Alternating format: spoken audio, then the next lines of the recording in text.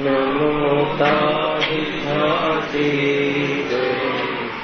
हरहंतानि महा तरि मंगल करियो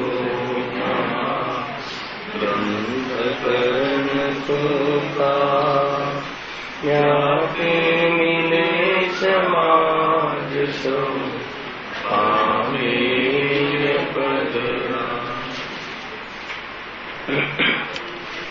आज श्री मोक्ष मार्ग प्रकाशक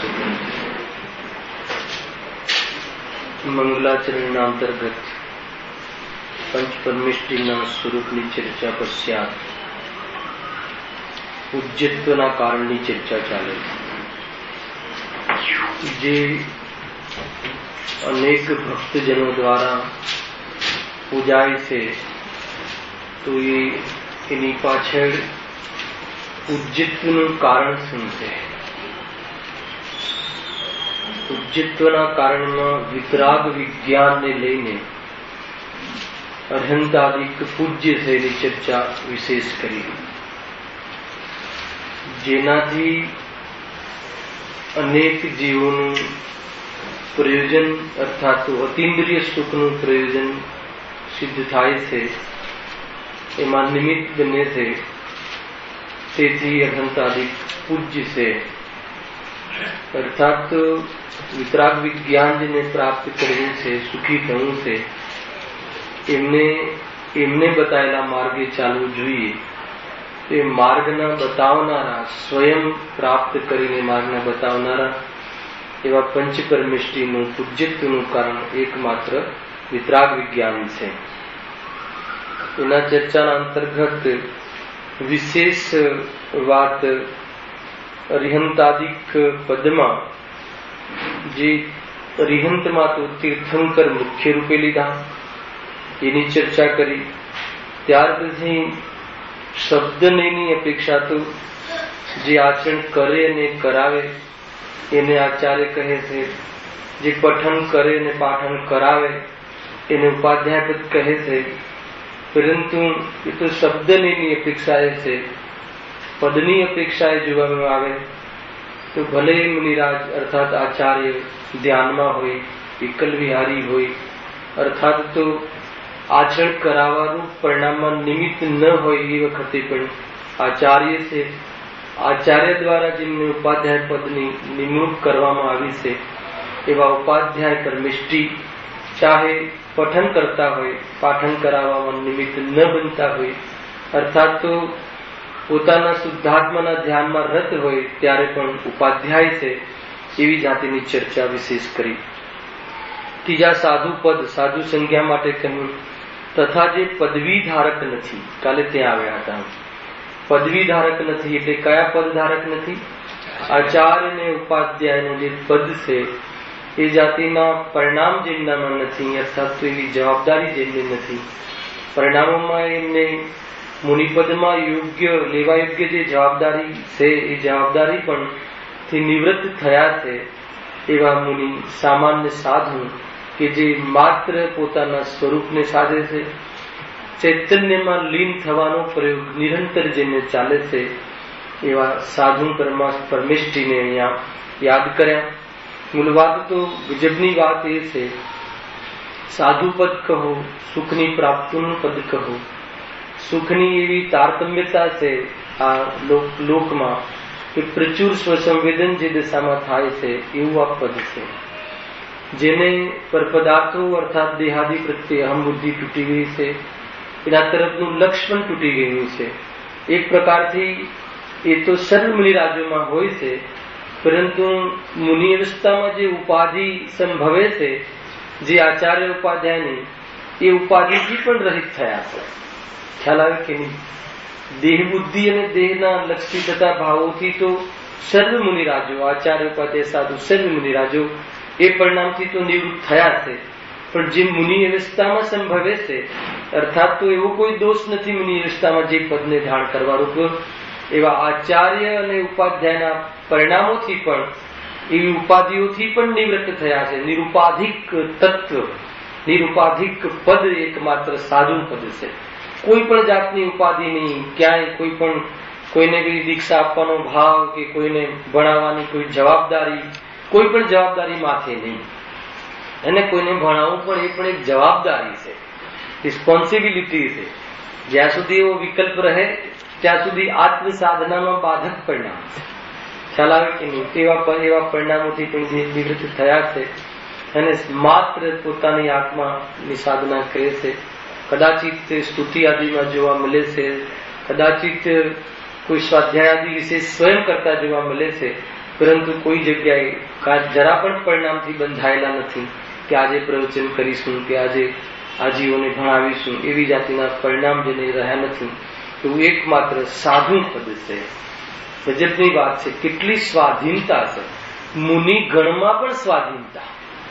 યદ્યપિ સારું મુનિપણું, સ્વાધીનપણું છે, પરંતુ એમની ભૂમિકાને યોગ્ય પણ જે થોડી પરાધીનતા આવી હતી એ પણ હવે જેમને નથી. ગજબની વાત છે. એને રંચ માત્ર પણ આ તો એની અપેક્ષાએ જો અહીંયા જોઈએ, આપણે શ્રાવક દિશામાં જોઈએ, ગ્રસ્ત દિશામાં જોઈએ તો કેટલી પરાધીન દિશા છે. હે ને? કેટલી એટલે કે ભાઈ અહીંયા તો એમને તો દર્શન કરવાની પણ અટક નથી. હે ને? પેલા લીધું પણ હતું કે એમને કઈ દર્શન કરવા પડે ભગવાનના, એવી પણ અટક નથી. ભાવ આવે તો મંદિર આદિમાં જોવા મળે, નહીં તો ન પણ મળે. એવી જાતિનું બહુ જ સ્વાધીન પ્રરૂપણા વાળું આ પદ છે. અને સારી જે ગ્રસ્ત દશા છે તો પરાધીનપણા, એને કેટલું પરાધીનપણું ગ્રસ્ત દિશામાં છે. એને ચાહ નથી જરા પણ. એને જે આદિનાથ મુનિરાજ થયા ને, જયારે પ્રથમ ચતુર્થ કાલના પ્રથમ તીર્થંકર, અને જયારે મુનિ અવસ્થામાં આવ્યા ત્યારે લોકો એમની પાસે એને કેટલાક બધું કે હે આદિનાથ, કેમ તમે મતલબ કે આ રાજ છોડીને ચાલ્યા ગયા, શું જરૂર છે? ગામમાં આવે હાર માટે પણ વિધિ ન મળે, એને તો લોકો આમ કન્યાઓ લઈને આવી જાય ને ધન લઈને આવી જાય ને એને કઈ પ્રકારના એમ. તો ત્યાં કહે છે કે ભાઈ એને રાજ્યની તો ચાહ જ નથી. ઘણા કહે છે કે હે આદિનાથ મુનિરાજ, જેટલા બી જે રાજ્ય જોઈએ રાજ્ય તમે લઈ લો. એવી જાતિની આજીજી કરે છે. કેમ કે ભોળા જીવો છે, એમને ખબર નથી કે આમનામાં ચાહત નામનું તત્વ જ નથી રહ્યું. હે ને? જરા પણ તત્વ નથી કે ચાહ નામની જે ભાવ જ નથી રહી. है ना? चाह नहीं है राज्य की, चाह नहीं है रमणी की, चाह हृदय में एक ही है शिव रमणी को वरनी. है ना? ये પણ કથન માત્ર છે. શિવ રમણીને પણ રમવાની ચાહત તો વાસ્તવમાં કહેવા માત્ર છે. ખરેખર તો દૃષ્ટિ અપેક્ષાએ જોઈએ, અર્થાત તો અભિપ્રાય દૃષ્ટિ જેની નિર્બલ છે, અર્થાત તો જે ધ્યેયની જેની દૃષ્ટિ થઈ છે કે જેમાં 28 મૂલગુણનો અભાવ છે, જેમાં સાક્ષી ભાવનો અભાવ છે, જેમાં ધ્યાનનો અભાવ છે. એ કડક વાતો છે. આ ખ્યાલ આવે કે નહીં? જેમાં કેવલ જ્ઞાનનો અભાવ છે. ત્રિકાલી ધ્રુવ ભગવાન આત્મામાં એક સમયની પર્યાયનો અભાવ છે. ખ્યાલ આવે ને? એટલે દૃષ્ટિમાં તો એમને કોઈ જવાબદારી જ નથી. 28 મૂળગુણ પાલવાની જિમ્મેદારી કે ધ્યાન કરવાની જિમ્મેદારી કે હું છે જ નહીં. કેમ કે ધ્યાન તો પર્યાયનો ભેદ છે. ધ્યેયમાં તો ધ્યાન છે જ નહીં. એ ધ્યાનમાં ધ્યેય હોય પણ ધ્યેયમાં ધ્યાન ના હોય. ખ્યાલ આવ્યો કે નહીં? ધ્યાનમાં તો ધ્યેય જ હોય એકાંતે, પણ ધ્યેયમાં ક્યારે ધ્યાન ના હોય. એવા ધ્યાનની પણ પડી નથી દૃષ્ટિ અપેક્ષાએ જોવામાં આવી તો. હે ને? પર્યાયને મારું ધ્યાન કરવું હોય તો કરે. હું કોનું ધ્યાન કરું? હું જેમાં ધ્યાન નથી, જેમાં મતિ શુદ્ધ જ્ઞાનની પર્યાયના ભેદ નથી, જેમાં ગુણ ભેદ નથી, એવો જે નથી પ્રમત કે નથી અપ્રમત એવો શુદ્ધાત્મા, એ જેની દ્રષ્ટિ જેની દૃષ્ટિમાં એ વસી ગયો છે, ત્યાં તો આ કોઈ વાત જ નથી. છતાં પણ મુનિરાજોને જો વિકલ્પ આવે, રાગ આવે તો રાગના અભાવનો જ રાગ આવે. ગજબની વાત છે. પરિણામમાં પણ કદાચિત કોઈ વિકલ્પ આવે, એને અબુદ્ધિપૂર્વકનો રાગ શ્રેણીઓમાં પણ ચાલે છે, છતાં પણ એમને રાગના અભાવનો રાગ ક્યારે આવે તો એક જ માત્ર કે હે પ્રભુ, હું ક્યારે મુક્તિ વજૂને વળું. અને એવા પરમ દિગંબર મુનિવર દેખી, ચલતે ફિરતે સિદ્ધ પ્રભુ દેખી. એવી ચર્ચા છે ભાઈ. એવી જાતિની આ સાધુ પદ છે. વાસ્તવમાં દુનિયાની અંદર કોઈ વર્તમાનમાં કોઈ સુખી પદ હોય તો સાધુ પદ છે.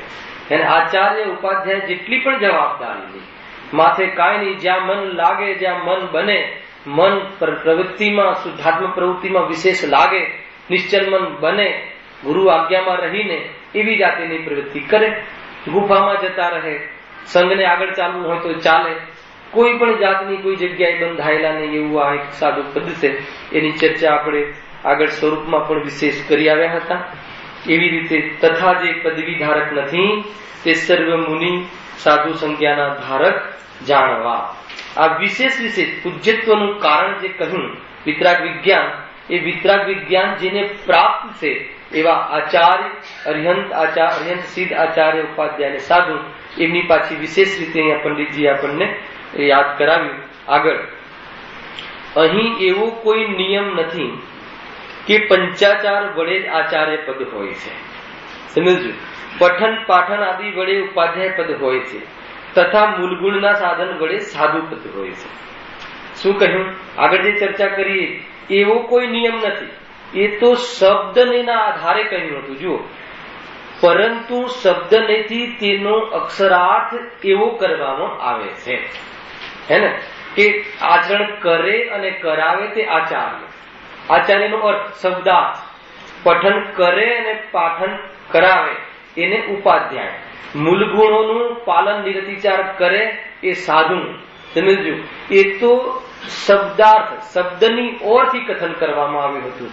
છતાં પણ આગળ શું કહે છે? પણ સમભિરૂઢ નહીંથી પદવીની અપેક્ષાએ જ એ આચાર્ય આદિક નામ જાણવા. એને કાલે આની વિશેષ ચર્ચા કરી પણ હતી.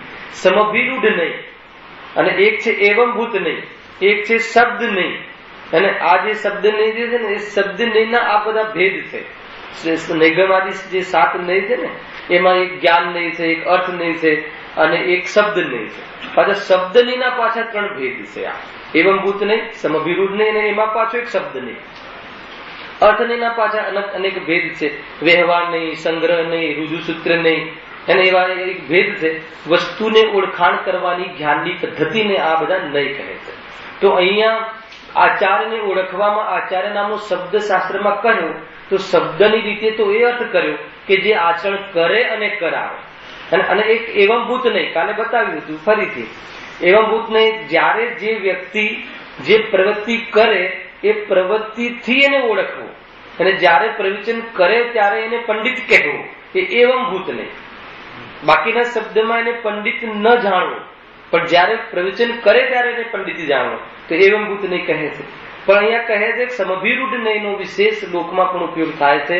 પ્રવચન ન કરે છતાં પણ પ્રવચનના જે ધારક એવા પંડિતને અન્ય કાર્યોના કાળમાં પણ પંડિત કહેવું, એનું નામ સમભિરૂઢ નહીં. ભલે ખાતા હોય એને, ભલે ચાલતા હોય ત્યારે પણ પંડિત કહેવું. એવી જ રીતે જ્યારે આચાર્ય, જ્યારે ઉપાધ્યાય, આચાર્ય કોઈ આચરણ કરાવવામાં નિમિત્ત ના બને, ઉપાધ્યાય ક્યારેક કોઈ પાઠનમાં નિમિત્ત ના બનતા હોય, અર્થાત તો સાધુ મુનિ મૂળ ગુણોમાં રત ના હોય, ધ્યાનમાં હોય, અને ત્યારે પણ એ સાધુ કહેવાય. આચાર્ય જયારે એકલ વિહાર હોય ત્યારે પણ આચાર્ય જ કહેવાય. એટલે પદવીની અપેક્ષાએ તો આચાર્ય આદિક નામ જાણવા. અહીંયા જે અર્યંત સિદ્ધ આચાર્ય ઉપાધ્યાય કહ્યું ને, તો એમાં એ પ્રમાણેના પદ છે. શબ્દના અર્થથી તો આચરણ કરાવે. હવે જયારે આચરણ કરાવતા ના હોય ત્યારે આચાર્ય છે કે નહીં, તો કે ત્યારે પણ આચાર્ય પદના ધારક છે. એટલી કરુણાના સાગર છે. અને ઉપાધ્યાય મુખ્ય રૂપથી તો 14 અંગના ધારી, હે ને, 12 અંગ અને 14 પૂર્વના એ પ્રમાણેનું વિશેષજ્ઞ છે જે જ્ઞાનના. ચાહે એ વખતે કોઈને ભણાવતા ન હોય તો પણ એને ઉપાધ્યાય નામથી અહીંયા ઓળખવામાં આવે છે. આગળ એક ઉદાહરણ આપ્યું છે. જેમ શબ્દનીથી જે ગમન કરે તેને ગાય કહે છે. આ શબ્દનીથી, અને જે ગમન કરે તેને ગાય કહેવાય. ગાય કોને કહેવાય? ગમન કરે ને ગાય કહેવાય. હવે એ શબ્દ નહીંથી અગર કોઈ વાતને અર્થાત એને પકડી રાખીએ તો મનુષ્ય આદિ જયારે ગમન કરે ત્યારે એને ગાય કહેવું પડે. ખ્યાલ લખ્યું છે. પરંતુ ગમન તો મનુષ્ય આદિ પણ કરે છે, હે ને. એટલે કે આપણે આચરણ કરે એને આચાર્ય કહીએ, તો મુનિરાજ આચરણ કરાવે એને આચાર્ય કહીએ, ત્યારે ઘણી વાર તો એવો કાળ જોવા મળે છે કે આચરણ કરાવતા નથી. અર્થાત તો અન્ય મુનિરાજ પણ આચરણ કરાવવામાં નિમિત્ત બને છે કે જે આચાર્ય નથી. પરસ્પર મુનિરાજ એકબીજાને એ પ્રમાણે નિમિત્તિક સંબંધ છે. છતાં પણ એને આચાર્ય ન કહેવાય. આચાર્ય તો એને જ કહેવાય કે જેને આચાર્ય પદ ગ્રહણ કર્યું છે. જ્યારે આચરણ કરાવવામાં નિમિત્ત ન બનતા હોય ત્યારે પણ શું કહેવાય? આચાર્ય કહેવાય. એવું સામાન્ય અર્થ નીકળે છે. એટલે સમભિરૂઢ નહીંથી પર્યાય અપેક્ષાએ એ નામ છે. સામાન્ય આ તો એક પ્રમાણે પરિચય એક એ રીતે નયના આધારે પણ અહીંયા પંડિતજી આપણને પરિચય કરાયો. તે જ પ્રમાણે અહીં પણ સમજ્યું. અહીં સિદ્ધ ભગવાનની પહેલા અરહંતને નમસ્કાર કર્યા તેનું શું કારણ? હે ને, કાલે વિશેષ ચર્ચા કરી હતી, છતાં અહીંયા આપણે શાસ્ત્રના આધારે આપણે આજે એની ચર્ચા કરીશું. જે ગઈકાલે વાત આવી કે અરિહંત પદમાં તીર્થંકરની મુખ્યતાથી છે, અન્ય કેવલી જે સામાન્ય કેવલી છે એને ગૌણપણે કહ્યા છે, ત્યાં એમ વાત કરી હતી. અને અહીંયા આજે એમ કહે છે કે અહીંયા સિદ્ધની કમ્પેરમાં સિદ્ધ કરતા પહેલા અરિહંત નું નામ લેવામાં આવે છે, પહેલે અરહંતને નમસ્કાર કરવામાં આવે છે. સમજો, ગઈકાલે શું હતું કે અરિહંત પદમાં તીર્થંકરની મુખ્યતા છે અને ગૌણપણે બધા કેવલી આવી જાય છે. મુખ્યપણે તો તીર્થંકર કેવલી આવે છે.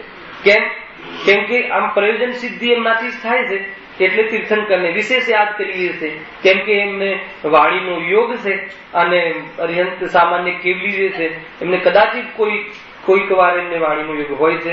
દરેક અરિહંતોને વાણીનો યોગ હોતો નથી, પણ તીર્થંકરને તો નિયમથી દિવ્ય ધ્વનિનો યોગ હોય છે કે જેનાથી અનેક જીવો એનાથી લાભને પ્રાપ્ત થાય છે. જો અહીંયા કયો પ્રશ્ન આવે છે કે હવે અરિહંતાદી જે 5 પદ છે એમાં વાસ્તવમાં જોવામાં આવે તો અંતિમ પદ, ઉત્કૃષ્ટ પદ તો એકમાત્ર સિદ્ધ પદ છે, છતાં પણ અહીં અરિહંતને પહેલા કેમ નમસ્કાર કરીએ છીએ, અર્થાત તો કેમ યાદ કરીએ છીએ, એનું કારણ શું છે?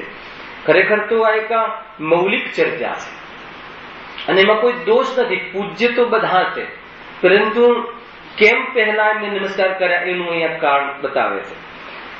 શ્રેષ્ઠ સિદ્ધ પદ પહેલા અરહંતને નમસ્કાર કરવાનું કારણ. શ્રેષ્ઠ પદ કયું છે? સિદ્ધ પદ. અને જીવોના બે ભેદમાં, સંસારી અને મુક્તિમાં અરિહંત કયા ભેદમાં આવે? સંસારી. અને સિદ્ધ મુક્તના ભેદમાં આવે. સમજો, એટલે અહીંયા શ્રેષ્ઠ પદ તો સિદ્ધ છે, છતાં પણ અરિહંતને નમસ્કાર કેમ પહેલા કરવામાં આવે છે? ગુરુદેવે આનો એક પ્રથમ લીટી એમાં લખી કે ભગવાન છે એટલે નમસ્કાર અમે કરતા નથી. ગજબ છે, જો વાંચું, બહુ સરસ લખ્યું. 22-23 પેજ ઉપર છે ક્યાંક.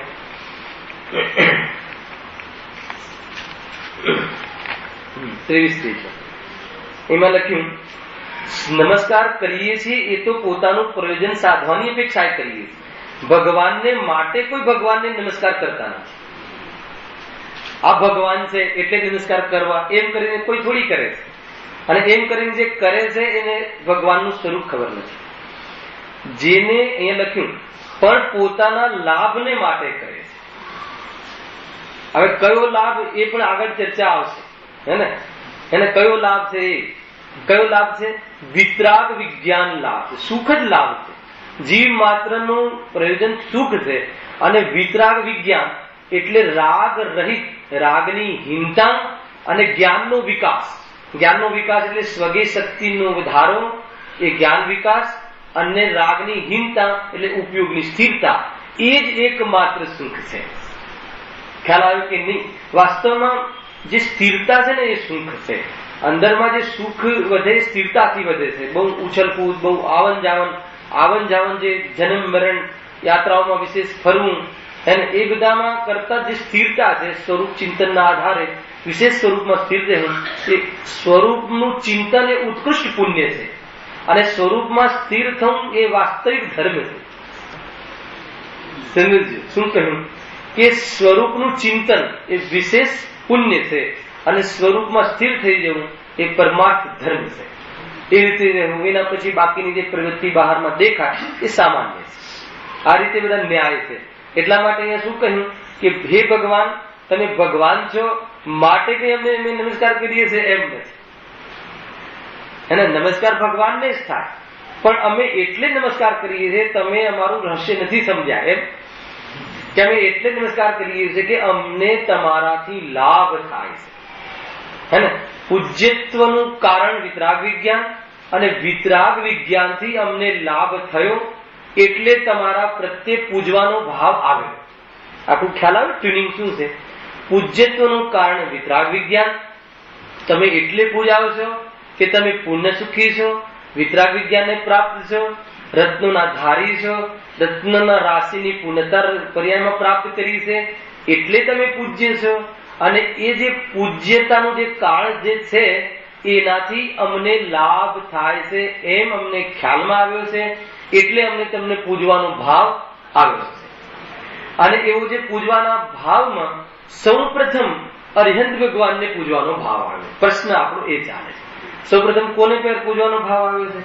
આ પાર્શાલિટી છે કે નહીં, ભેદભાવ છે કે નહીં, ખ્યાલ આવે કે નહીં? સૌપ્રથમ આપણને અરિહંતને પૂજવાનો ભાવ આવ્યો છે. એમ અહીંયા વાત આગળ શું કહે છે પંડિતજી, જોઈએ. નમસ્કાર કરીએ છીએ એ તો પોતાનું પ્રયોજન સાધવાની અપેક્ષાએ કરીએ છીએ, હે ને? કયું પ્રયોજન છે? વિતરાગ થઈ જવું છે, હે ને? રાગનો ભાવ થવો એ મૂળ પ્રયોજન છે. દુઃખ અને દુઃખનું કારણ, હે ને, પર્યાયમાં ન રહે, સુખ અને સુખનું કારણ ઉપલબ્ધ થઈ જાય, એ જ એકમાત્ર પ્રયોજન છે. દુઃખનું કારણ કયું રજનીભાઈ? દુઃખ કયું છે, હે ને? દુઃખ કયું છે? વિચાર કરો. ઉંમર થઈ ગઈ છે, આંખે દેખાતું નથી, કાને સંભળાતું નથી, એને બરાબર ચલાતું નથી, ડોક વળી ગઈ છે, હે ને? આપણે દુઃખ કહીએ કોઈને. છોકરાઓ માનતા નથી, દુકાનમાં નોકરો મળતા નથી, કામ ઘણું છે પણ કારીગરો છે નહીં. દુઃખની આપણે પૂછીએ કોઈને કે દુઃખ કયું છે, ખ્યાલ આવે કે લિસ્ટ બનાવ્યું એક દુઃખનું, અને પછી દુઃખ જે જ્ઞાની દુઃખ કહે છે એ અને તમારા લિસ્ટ મેળવ્યું તો કે આ દુઃખ છે જ નહીં. હા, એ તો દુઃખ છે જ નહીં. એ મને થયું છે એ બધું એ દુઃખ છે, મિથ્યાત્વ. ખ્યાલ આવે કે એ બધું મને થયું છે, હું આત્મા, અને મને થયું છે એ દુઃખ, એ મિથ્યાત્વ ભ્રમ નામનું દુઃખ છે. વાસ્તવમાં દુઃખ થોડી છે. બહારમાં શરીર કેવું પણ હોય, હે ને? રોગી શરીર હોય, બળતું શરીર હોય, ઝડતું શરીર હોય, કોઈ એનો ઘા કરતું એવું શરીર હોય, એ વખતે પણ મુનિરાજ આનંદ કરી શકે છે. એટલે ખ્યાલ આવે છે કે એ દુઃખ જ નથી. ખ્યાલમાં આવે ને? એટલે અહીંયા પ્રયોજન શું સાધવું છે? સુખી થવું. તો દુઃખ અને દુઃખનું કારણ, ખ્યાલ આવે? દુઃખ તો રાગાદી ભાવ દુઃખ છે, અને અજ્ઞાન દુઃખનું કારણ છે. આત્માને ન જાણવો, પરિચય ન કરવો, સ્વરૂપમાં ન રમવું એ દુઃખનું કારણ છે. અને સ્વરૂપમાં ન રમવા પાછળ મોહરાગ જે પરિણામ છે એ બધા દુઃખના પરિણામ છે. તો આ દુઃખ અને દુઃખનું કારણ મટાડવું એ મારું પ્રયોજન છે. અને સુખ, વિતરાગતા સુખ છે, એનું કારણ શુદ્ધાત્મા જે સુખરૂપ છે, જેનામાં રાગનો પ્રાગે ત્રણે કાળે અભાવ છે, એ સુખનું કારણ. અને એનું અવલંબન લેવું એ સુખની વિધિ. એવું જે સુખનું કારણ અને સુખની વિધિ, હે પ્રભુ તમે પ્રાપ્ત કરી છે, તમે પ્રયોજન સાધ્યું છે, અને અમને પ્રયોજન સાધવામાં નિમિત્ત બને છે, તમે અમને બતાવ્યું છે. એ અપેક્ષા અર્થાત એ પ્રયોજન અમારું એ છે, અને પ્રયોજન તમારા નિમિત્તમાં અમને પ્રાપ્ત થાય છે. એટલા માટે અમે તમને નમસ્કાર કરીએ છીએ. પણ એમાં સિદ્ધને કેમ પહેલા નહીં? પહેલા અરિહંતને. કેમ કે અરિહંત પ્રભુ દ્વારા એમની ઉપદેશવાણી, તીર્થવાણીમાં એ વાત પહેલા આવી, અર્થાત એમના દ્વારા જ ગણધર આદિ જે પ્રવચનની રચના કરે છે એમની વાણીના નિમિત્તથી. એટલા માટે સૌપ્રથમ અરિહંત પ્રભુને નમસ્કાર કરીએ છીએ.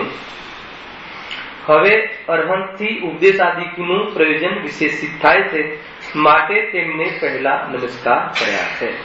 ફરીથી નમસ્કાર કરીએ છે એ તો પોતાનું પ્રયોજન સાધવાની અપેક્ષાએ કરીએ છીએ. બે વાત આવી. પહેલા તો નમસ્કાર કેમ કરીએ છીએ? પ્રયોજન સાધવા માટે. આપણે મંદિર કેમ આવીએ છીએ? સુખી થવા માટે. તો કેટલા જણ સુખી થયા?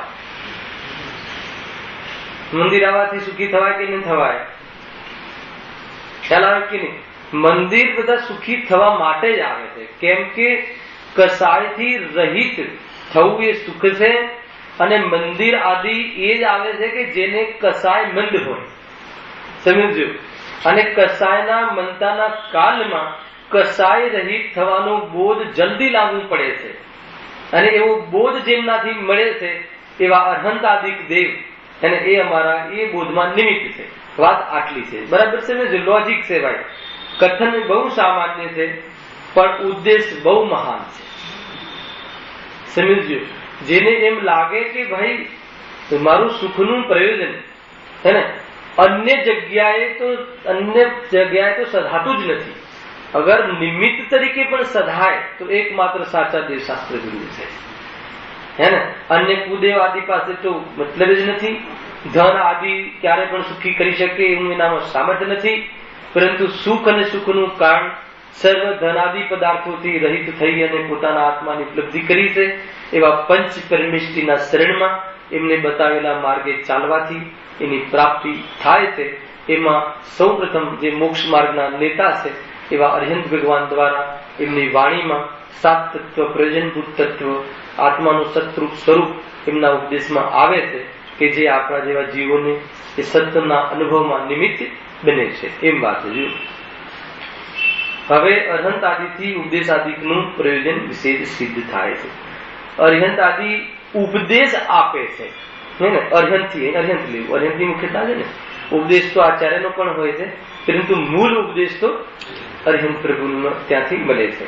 તો અરિહંતથી ઉપદેશ આદિકનું જુઓ કે આમાં કેવું છે કે સાક્ષાત ભલે ભગવાન ન હોય સામે, નરકમાં પણ સમ્યક દર્શન થાય તો પણ નિમિત્ત કોણ કહેવાય? ગજબની વાત છે ભાઈ. પૂજ્ય ગુરુદેવ શ્રીને મતલબ કે કોઈ વર્તમાનમાં કોઈ દિગંબર ગુરુ ન મળે, સમજો, પૂર્વની કોઈ લબ્ધિ પૂર્વક હે ને એના નિમિત્તથી આત્મદર્શન થયું. વર્તમાનમાં તો કોઈ ઉપદેશ એમને આપવા વાળો હતો નહીં, તો પણ એમને નિમિત્ત કોણ કહેવાય? દેવશાસ્ત્ર ગુરુ નિમિત્ત કહેવાય. ગજબની વસ્તુ. માન લો કે અહીંયા હું પ્રવચન કરી રહ્યો છું, બરાબર છે? પ્રવચન કરી રહ્યો છું કે એક દ્રવ્ય બીજા દ્રવ્યનું કરે નહીં. આત્મા અને દેહ બે ભિન્ન છે, સમજજો. આત્મા અને દેહ બંને વચ્ચે અત્યંત ભાવ છે. એમ અહીંયાથી કહ્યું કોઈ ભવ્ય જીવ, સમજજો, ભવ્ય જીવ આ સાંભળી અને આત્માની ઉપલબ્ધિ કરીને આત્મદર્શન પ્રાપ્ત કરી લીધું તો એને નિમિત્ત કોણ કહેવાશે? ગજબની વાત. દેવશાસ્ત્ર ગુરુ. દેવશાસ્ત્ર ગુરુ સામે હોય કે ના હોય, કેમ કે આવી વાત એકમાત્ર અરિહંત જ કહી શકે, હે ને. વર્તમાનમાં વિશેષ ગુરુદેવે બતાવ્યું એ તો એમના પર ઘણો, આપણા પર ઘણો ઉપકાર કર્યો, છતાં પણ જે આ વાત ક્યાંથી આવી? એ વાત અરિહંતના હૃદયમાંથી આવી, ઓમકાર ધ્વનિમાંથી આ વાત આવી કે એક દ્રવ્ય બીજા દ્રવ્યનું કરે નહીં. સમજવા જેવી વાત છે. જો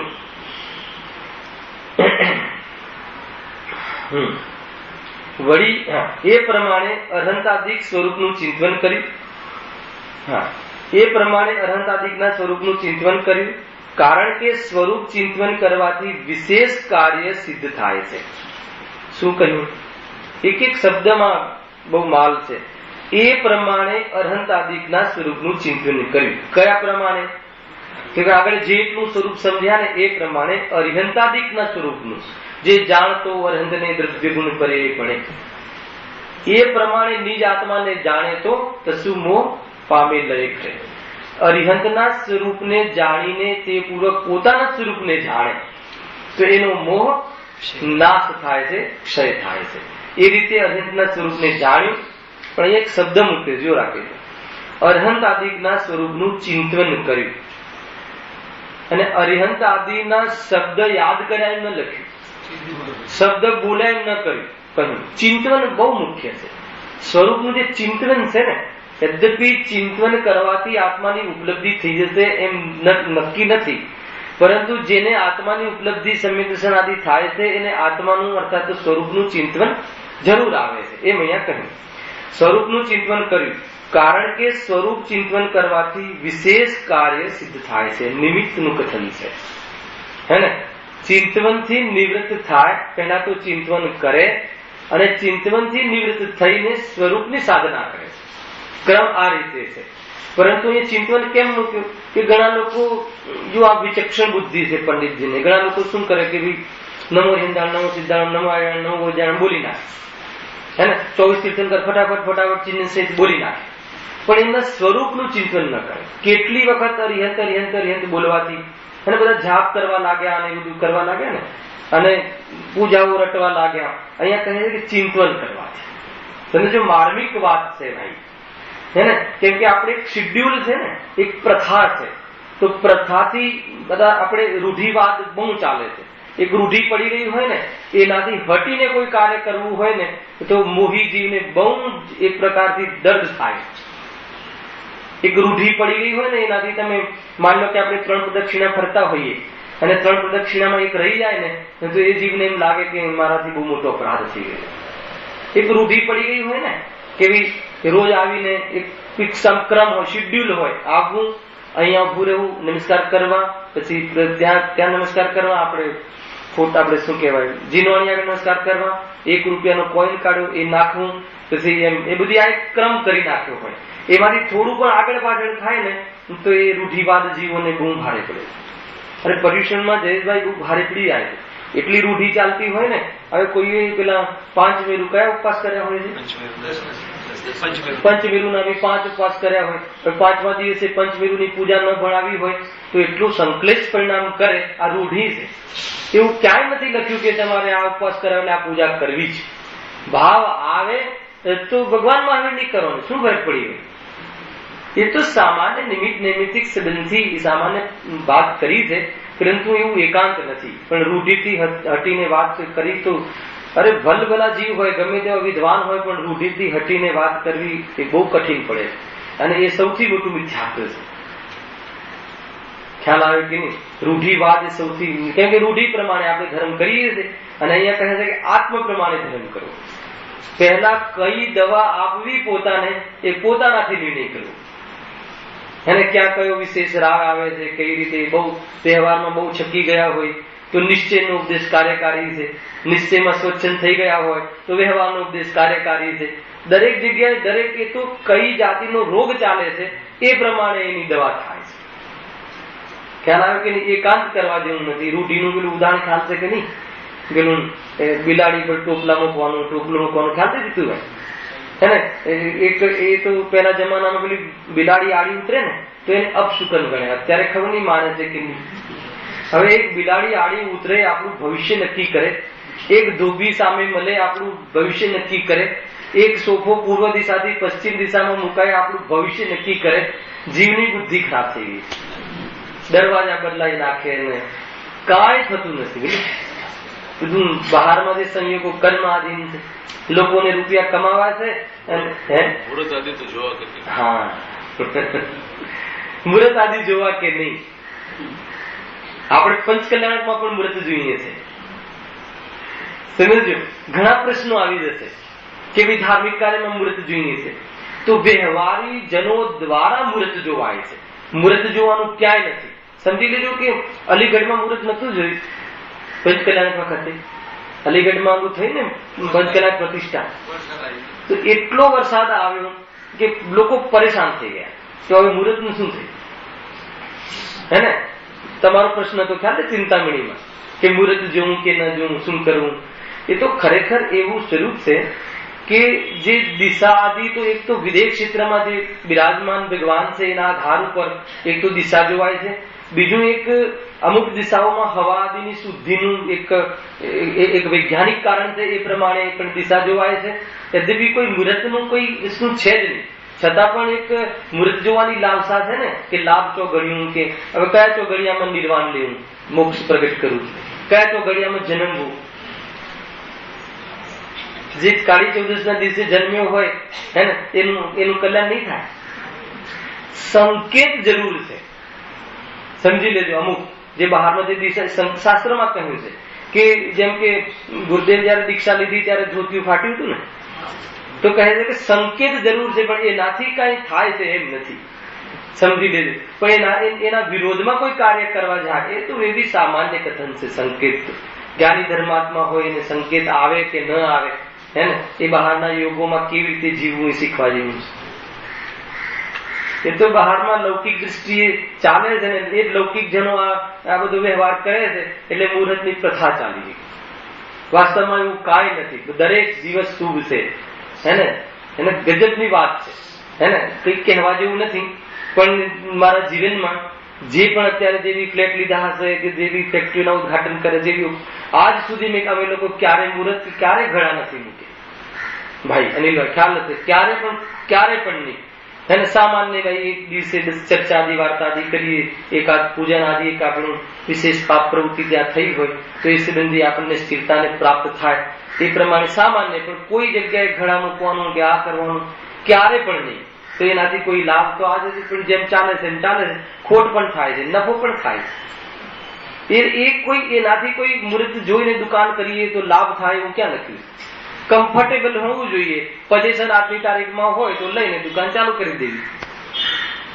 ખ્યાલ આવે કે નહીં? સમાજને બતાવવું હોય એ વાત જુદી છે, હે ને? એના નિમિત્તે બધાને બોલાવવા હોય કે દુકાન મકાન જોયું, વાત જુદી છે. કોઈ સામાન્ય પ્રયોજન હોય છે સમાજની અંદર તો કે ભાઈ આપણે અહીંયા રહીએ છીએ, લોકો જાણે આપણી સાથે લોક વ્યવહાર છે અને એ બી એક યોગ્ય કારણ ત્યાં ગણાય છે. પરંતુ એની સાથે સુખને સંબંધ નથી. મૂળ વાત આ છે. એ તો કોઈ લૌકિકમાં એવું કોઈ સામાન્ય કારણ છે, પણ એનાથી કોઈ એ સુખી થઈ જવાય કે પૂજા કરીએ એટલે બધું શાંતિ થઈ જાય એવું છે નહીં. બરાબર સમજવું, એનો બહુ વિસ્તાર છે, એને એનું આગળ આવવા વાળું છે, એને પણ ત્યાંથી લેશું. ખરેખર તો આ સુકન અપસુકન જેવું પણ કાંઈ નથી. હવે કોઈ બિલાડી આડી ઉતરે તો તમારું શું હિત થઈ જવાનું? કર્મ પલટાઈ જશે. હે, પેલા તો શું બગડે છે ને શું સુધરે છે એ જ નક્કી નથી. કયું બગડે છે? કેમ કે આપણી તો દ્રષ્ટિએ છે કે બિલાડી આડી ઉતરશે તો ઓર્ડર નહીં મળે. તો ઓર્ડર મળે એ સુખ લાગે છે, એ સૌથી પહેલા તો મોટી ભૂલ છે. સુખનું કારણમાં ભૂલ છે એટલે એવી જાતિની પ્રવૃત્તિ થતી હોય. બધું જ ગ્રહિત મિથ્યા છે. મોટામાં મોટું પાપ. સુકન જોઈને મંદિર આવે, સુકન જોઈને ધંધા પર જાય. ડેલી લોકો ઉમરાને આમ કરે. દુકાનનો ઉમરો હોય ને, આજે પણ જોયા છે જી. મુમુક્ષુની વાત કર્યું છે ભાઈ. આમ કરીને આમ નમસ્કાર કરે. 5 ઇન્દ્રિયોના વિષયોમાં નિમિત્ત બનવા વાળું જ્યાં ધન ઉપાર્જન થાય ત્યાં નમસ્કારનો ભાવ આવે. બધું ગ્રહિત મિથ્યા છે. ત્યાં ઘંટાઘરના પેલા મહાવીરના ફોટા રાખે. અનેક કામ દુકાનમાં ઓફિસમાં જઈએ તો બધા જ પ્રકારના દેવી દેવતાઓને પ્રસન્ન કરાવે. તો બહુ મોટા પ્રકરણો છે. સમજો, બહુ દોષ લાગે છે. જે 5 પાપની હિંસા તો એની સામે બહુ નાની હિંસા છે. એક કુદે પર દ્વેષ કરવાની વાત નથી. અંદરમાં મહિમા આવતો હોય તો જે રખડાવવામાં નિમિત્ત છે એવા જીવનો મહિમા આવતો હોય તો હિંસા, જૂઠ, ચોરી, કુશીલ, પરિગ્રહ એની સામે તો ફીકા પડી જાય એવા પાપ. આ તો બહુ મોટા પાપ છે. એમાં એમ લાગે એમાં શું થઈ ગયું? પૂજવા જેવા નથી ભાઈ. એ વસ્તુ સ્વરૂપમાં છે નહીં. ઘણી વાતો છે. એ ઉદાહરણ શું હતું ખ્યાલ છે ને કે ભાઈ એ સાસુ માનતા હશે કે બિલાડી આડી ઉતરશે તો પછી બહુ હેરાન કરશે 12 મહિના જે પણ, હે ને? તો એ બિલાડી આ બાજુ આવે એ પહેલા શું કરી દીધું? એને ટોપલો ઢાંકી દીધો. તો એક દીકરાની બહુ તો ત્યાં હતી તો એને જોઈ લીધું કે હા આ પણ એક કરવા જેવું છે. પછી બીજા નાના દિયરની કોઈ લગ્ન હશે તો કે ઉભા રહો, ચોરીમાં બેસતા પહેલા ટોપલો લાવો, બિલાડી લાવો, કે અમારા જે સાસુ હમણાં રહ્યા નહીં પણ એમને આ કર્યું હતું. આ રીતે રૂઢી ચાલતી હોય. તમને ખ્યાલ નહીં હોય, તેને ખ્યાલ નથી પણ એ કેમ. અને એ તો રૂઢીને ચાલવામાં આ રીતે રૂઢી આખી ચાલતી જ હોય છે કે બાપા આમ કરતા હતા, આ રીતે કરતા હતા. સત્યની શોધ કરવા જીવ ક્યારે પણ વિચાર કરતો નથી કે સત્ય શું છે. ગજબ છે. બહુ મોટી વાત છે ભાઈ. એવા મતલબ કે એવી જાતિના સંપ્રદાયમાં જન્મ લેવો કે જ્યાં મિથ્યાત્વની વાત ચાલતી હોય અને ત્યાંથી સત્યની શોધ કરી, હેને? કોઈ દિગંબર વાળામાં આવું એમ નહીં, સત્ય ધર્મની શોધ કરીને અપનાવો, બહુ મોટી વાત છે. જેટલા પણ અહીંયા બેઠા છે એમાંથી 80% તો એ જ છે, હે ને? પરિવર્તન બહુ મોટી વાત છે. પોતાના સંપ્રદાયમાં અને પોતાના ઘરે મળેલો જે ધર્મ છે એને પલટવો એ બહુ નાની વાત નથી.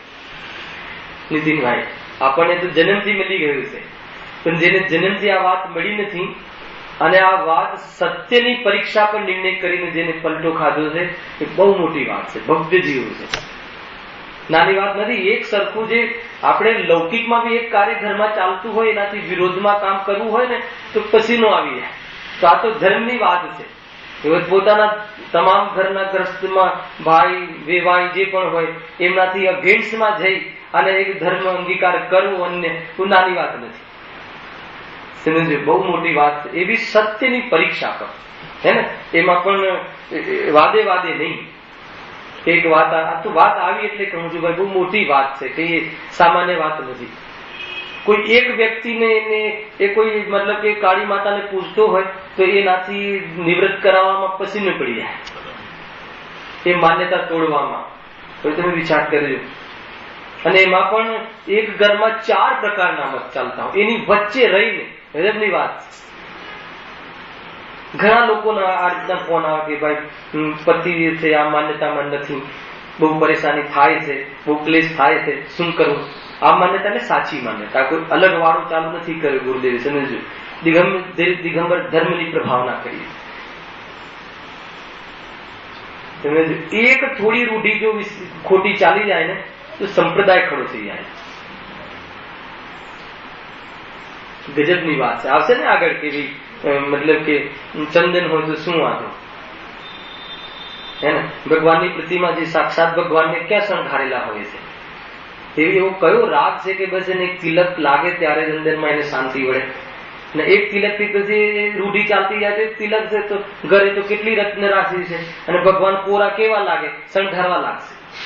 ધીરે ધીરે ધીરે એક સંપ્રદાય ઉભો થઈ જશે, અને થઈ ગયો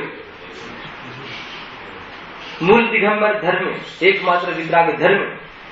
અને એમાંથી ધીરે ધીરે જો કે કેવી જાતિના, મતલબ કે એક પ્રકારથી એવું નથી કે એક રૂઢી જેના દ્વારા ચાલી ને એ ત્યાં આપણે કુંદકુંદ આચાર્ય દેવ કહે ને, કુંદકુંદ ત્યાં સ્થૂલભદ્ર આચાર્ય. હવે કોઈ એવું જેનું બહુ ચાલતું હોય, પુણ્યનો પ્રભાવ હોય, અને એમ કહે કે નહીં અત્યારે પંચમ કાળ છે, ભલે ને અંદરમાં આત્માનો ધર્મ પાડીશું ને વસ્ત્ર સહિત થઈને મુનિ ધર્મ અપનાવીશું, આખો સંપ્રદાય બદલાઈ ગયો. અહીંયા તો વસ્ત્ર પાત્ર ભોજન આદિથી રહિત કેવી ચર્ચાઓ આવે છે. વસ્ત્ર સહિત રહેવામાં દોષ નથી, પણ વસ્ત્ર સહિત મુનિ પણ માનવામાં દોષ છે. જે ભૂમિકા છે ભૂમિકાને યોગ્ય નથી.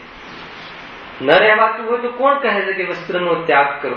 રહો, સાવક ધર્મથી રહો, આત્માની આરાધના કરો, તે પદમાં ક્યાં દોષ છે?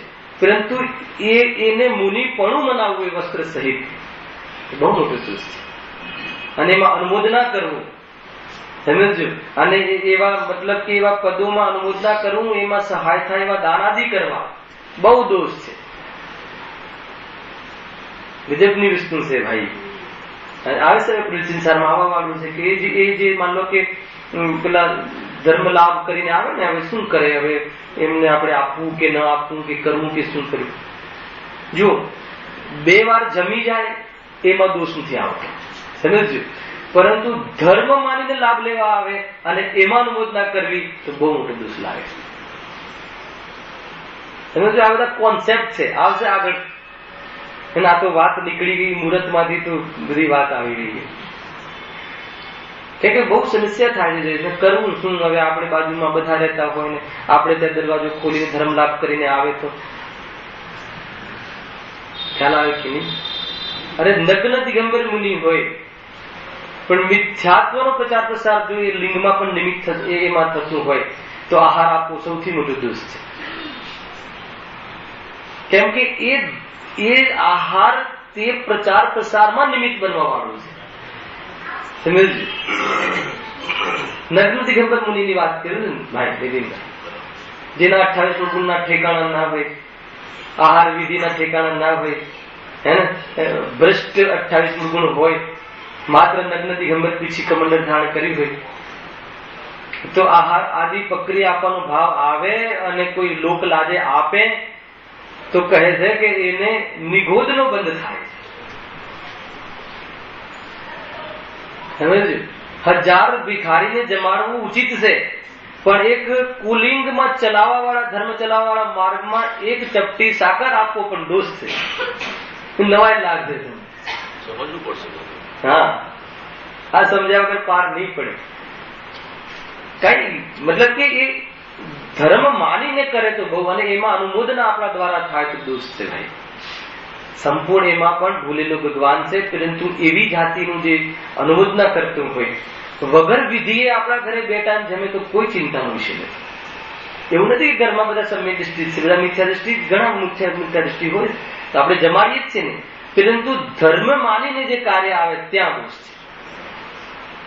છે. ગજબની વસ્તુ છે. આવશે તો ઘણી વાતો. આ તો એક જે આચાર વિચાર વિજ્ઞાન જે છે એમાં પણ ઘણી વાતો સમજવા જેવી છે.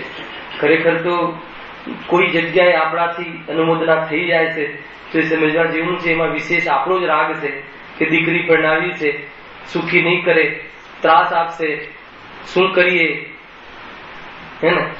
તો કે તારી ભ્રમણા છે, હે ને? એને લઈને કોઈ ધર્મ તારો ખંડિત થતું હોય તો ન કરતો, એવું અહીંયા આપણને આચાર્ય કહે. એ રીતે છે ભાઈ. જો આ તો ક્યાંથી વાત કઈ રીતે આવી, સમય તો 15 મિનિટ જ છે. હા, ત્યાં ખુલાસા થશે વિશેષ, જેમ જેમ પ્રકરણ આવશે ને તો એનો ક્રમ છે. એ પ્રમાણે અહંતાદિકનું સ્વરૂપનું ચિંતન કર્યું, કારણ કે સ્વરૂપ ચિંતન કરવાથી વિશેષ કાર્ય સિદ્ધ થાય છે. આમાં એક બહુ મહત્વની વાત એ છે કે નામ બોલવાથી કાર્ય સિદ્ધ થતું નથી અને નામ રટવાથી કાર્ય સિદ્ધ થતું નથી. સ્વરૂપ ચિંતન કરવાથી, શબ્દ લખ્યું કે સ્વરૂપ ચિંતન કરવાથી વિશેષ કાર્ય સિદ્ધ થાય છે. કયું કાર્ય વિશેષ કાર્ય? કયું? સમ્યક દર્શન, આત્મદર્શન. સ્વરૂપ ચિંતન કરવાથી, વાસ્તવમાં સ્વરૂપ ચિંતન કરવાથી કસાયો મંદ પડે છે અને સ્વરૂપમાં રમી જવાથી કસાયનો અભાવ થાય છે. એ લોજિક છે. વળી એ અહંતાદિકને પંચ પરમેષ્ઠી પણ કહીએ છીએ. વળી પાછું એ જે અહંતાદિક છે જેના સ્વરૂપનો વિચાર કર્યો એને આપણે શું કહીએ છીએ? પંચ પરમેષ્ઠી. કારણ જે સર્વોત્કૃષ્ટ ઈષ્ટ હોય તેનું નામ પરમેષ્ઠ છે. પરમેષ્ઠની વ્યાખ્યા કરી કે જે સર્વોત્કૃષ્ટ અને ઈષ્ટ હોય. ઈષ્ટ એટલે શું? હિતકારી હોય. કોને હિતકારી? આપણને હિતકારી હોય એવા ઈષ્ટ હોય. એ જે ઈષ્ટ છે, એ જે પદમાં બિરાજમાન છે એનું નામ પરમેષ્ઠ છે. એને પરમેષ્ઠ કહેવાય છે, પરમ ઈષ્ટ. અને એવા જે પરમેષ્ઠ છે તે 5 જે હોય છે એના સમુદાયને પરમેષ્ઠી કહે છે. ખ્યાલ આવ્યો? 5 જે પરમેષ્ઠ છે તેના સમાહાર અર્થાત તો સમુદાયનું નામ પરમેષ્ઠી જાણવું. તો અહીંયા સુધી એમને અરહંતાદિના સ્વરૂપની ચર્ચા. અરિહંતને નમસ્કાર પહેલા કેમ સિદ્ધોથી, કેમ કે સિદ્ધ સ્વરૂપનો પરિચય પણ અરિહંત ભગવાન દ્વારા આપણને થયો છે કે એવો પણ આત્મા હોય કે જેને શરીર નથી, એવો પણ આત્મા હોય કે જેને કર્મ, દ્રવ્ય કર્મ, ભાવ કર્મ, નો કર્મ નથી. એવો જે એક સિદ્ધ આત્મા જે હોય છે અર્થાત એવી સિદ્ધ પર્યાયને પ્રાપ્ત કરેલું આત્મા હોય છે, એવું જ્ઞાન, એવા સિદ્ધ ભગવાનનો પરિચય અરિહંત પદ અર્થાત તો અરિહંત દ્વારા આપણને થાય છે. એટલા માટે અરિહંત પદ ઉત્કૃષ્ટ છે અર્થાત તો એટલા માટે શ્રેષ્ઠ છે કે જેનાથી આપણને વિશેષ લાભ થાય છે.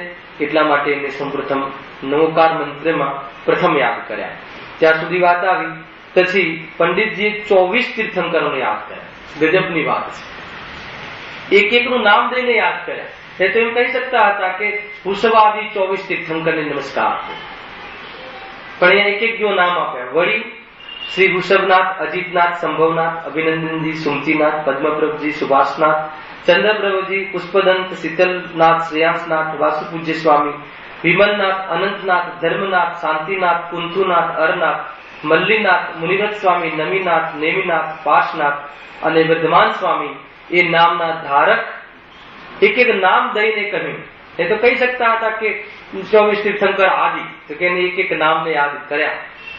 24 તીર્થંકર આ ભરત ક્ષેત્રમાં વર્તમાન ધર્મ તીર્થના નાયક થયા. સમજો, ક્વોલિટી બતાવશો. જે આ 24 તીર્થંકર છે એ ભરત ક્ષેત્રમાં વર્તમાન ધર્મ તીર્થના નાયક થયા. કે જે કોની વાત ચાલે છે? અરિહંતની. શ્રેષ્ઠ કોણ છે? અરિહંત. કોણા કરતા પણ શ્રેષ્ઠ છે? સિદ્ધ કરતા પણ. તો પૂજ્યતા કેટલી ઓછી થઈ ગઈ સિદ્ધોની? પૂજ્ય તો સમાન છે, પરંતુ આપણને લાભ થાય છે એટલે આપણે અરિહંતાદિને યાદ કરીએ છીએ, અરિહંત પરમાત્માને. અને એમાં અરિહંતમાં પણ 24 તીર્થંકર જે સમાયેલા છે એમને નામ દઈને આપણે યાદ કરીએ છીએ કે જે વર્તમાન કાળમાં ધર્મ તીર્થના નાયક છે. અને એમ અહીંયા કહ્યું. જો ગર્ભ, જન્મ, તપ, જ્ઞાન અને નિર્વાણ કલ્યાણકો વિશે ઇન્દ્રાદિક દેવો દ્વારા વિશેષ પૂજ્ય થઈ. અને એક એક કલ્યાણક એને એક કલ્યાણકમાં અનેક જીવ પોતાના આત્મદર્શનમાં નિમિત્ત બન્યા, એમના કલ્યાણક એને પૂજ્યતાને પ્રાપ્ત થઈ ગયા, એટલે કલ્યાણક પણ પૂજ્ય છે, પંચ કલ્યાણક પણ. ઘણી વાતો છે આમાં, સામાન્ય ચર્ચા આજે કરીશું. ઇન્દ્રાદિક દેવો દ્વારા વિશેષ પૂજ્ય થઈ, હવે હાલ ક્યાં છે? સિદ્ધાલયમાં બિરાજમાન છે. ઘણા જીવોને પણ ખબર નહીં હોય. અત્યારે જે 24 તીર્થંકર છે આપણે પૂજીએ છીએ ભગવાન મહાવીર આદિ, એને અત્યારે એ અર્યંત અવસ્થામાં છે કે સિદ્ધ અવસ્થામાં? તો અત્યારે હાલ સિદ્ધ અવસ્થામાં છે. ચતુર્થ કાલમાં તીર્થંકર થઈ ગયા અહીંયા, અને નિર્વાણ થઈ અને સિદ્ધ થઈ ગયા. એના પછી હાલ પંચમ કાળમાં કોઈ અર્યંત ન થયા, એટલે ત્યાંથી એ એમના શાસનની અપેક્ષાએ એમને વર્તમાનમાં તીર્થંકર કહેવાય. કઈ અપેક્ષાએ? ક્ષેત્ર અપેક્ષાએ. સમજો, આ ક્ષેત્રે અંતિમ 24 તીર્થંકર થયા, એટલે આ ક્ષેત્ર અપેક્ષાએ એમને વર્તમાન તીર્થંકર કહ્યા. અહીંયા ચતુર્થ કાળમાં વર્ત ક્ષેત્રે, જન્મ અયોધ્યામાં મુખ્ય રૂપથી, અને ક્યાં? મોક્ષ ક્યાં? શિખરજી. અને હર ચતુર્થકાળમાં આમ જ થશે. ગજબની વાત છે, હે ને? અયોધ્યામાં જન્મ, જે 20 આદિ જે તીર્થંકર, અને શિખરજીમાં શું? નિર્વાણ, મોક્ષને પામ્યા. તો અહીંયા ચતુર્થકાળમાં આ કામ થયું. એના પછી પંચમ કાળ, છઠ્ઠો કાળ આવશે, ત્યાં સુધી અન્ય કોઈ તીર્થંકર અહીંયા નહીં થાય. એટલે ક્ષેત્ર અપેક્ષાએ 24 તીર્થંકરોને અહીંયા યાદ કર્યા, પરંતુ હાલ આ તીર્થંકરો સિદ્ધ અવસ્થામાં બિરાજમાન છે. ખ્યાલમાં આવે? એ રીતે અહીંયા તેમને અમારા નમસ્કાર હો. હજુ તો નમસ્કાર ચાલે છે, એટલે મંગલાચરણ ચાલે છે. હજુ અહીંયા આટલું મોટું મંગલાચરણ છે. જો હજુ સંતોષ ન થયો, પંડિતજી કહે છે વળી શ્રી સિમંદર યુગવંદર બાહું સુબાહું સંજાકત સ્વામી, સ્વયંપ્રભ સ્વામી, મુસ્વાનંદ સ્વામી, અનંતવીર્ય સ્વામી, સુરબ્રહ્મ સ્વામી, વિશાલ કીર્તિ સ્વામી, વજ્રધર સ્વામી, ચંદ્રાનંદ સ્વામી, ચંદ્રબાહુ સ્વામી, ભુજંગ સ્વામી, ઈશ્વર સ્વામી, નેમપ્રભ સ્વામી, વીરસેન સ્વામી, મહાભદ્ર સ્વામી, દેવ્ય સ્વામી અને અજીતવીર્ય સ્વામી એ નામના ધારક 5 મેરુ સંબંધી. આ 5 મેરુ ક્યાં આવ્યા? ઢાઈ દ્વીપમાં. સમજો, જંબુદ્વીપમાં, જંબુદ્વીપ, પછી બીજો કયો દ્વીપ છે? ઘાતકી દ્વીપ, પછી પુષ્કર દ્વીપ. અને એમાં આ ઢાઈ દ્વીપમાં 5 મેરુ છે, અને 5 મેરુમાં એક એક વિદેશ ક્ષેત્ર છે, હે ને? જંબુદ્વીપમાં જે સુમેરુ જે છે પર્વત છે, એના ઉપર જે પહેલા 4 છે ને, એ પહેલા 4 ત્યાં થયા. બાકીના બીજા જે ઘાતકી ખંડમાં જે છે એમાં 8 છે, અને પછી 8 છે. એમ 8, 8, 16 ને 4, 20. ઢાઈ દ્વીપમાં 20 તીર્થંકર તો નિયમથી રહેશે. સમજો, આ તો એક સ્વરૂપ સમજવા જેવું છે આ રીતે પણ.